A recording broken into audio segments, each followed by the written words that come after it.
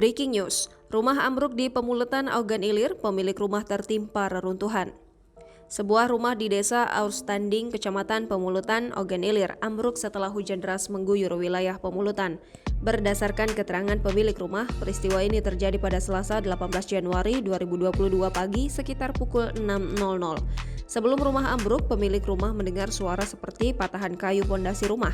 Sahila bersama seorang anaknya lalu bergegas keluar rumah.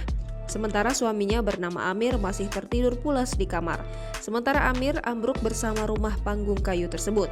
Beruntung Amir baik-baik saja karena atap rumah ambruk masih tersangga oleh tiang kamarnya.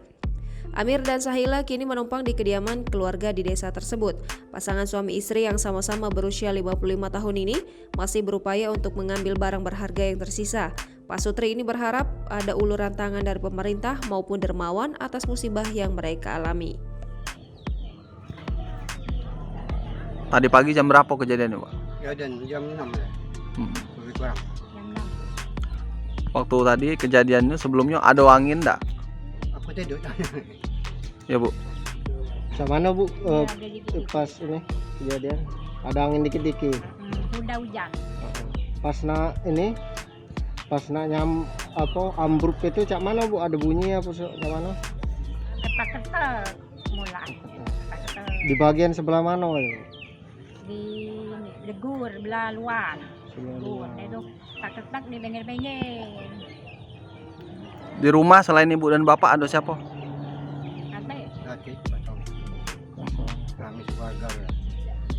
Itu terus Ibu keluar mah itu. Luar. Bapak melok keluar juga enggak? Belum. Sudah roboh Sudah tadi roboh baru keluar. keluar. Aku ketak-ketak tadi uberan manggil anakku dia. Ada anak sih kok dalam. Jadi Bapak ketimpo tadi.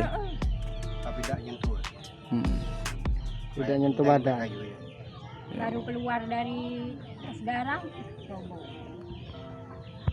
Ini Bapak dengan Ibu sementara tinggal di mana? Ada di ini Manisan.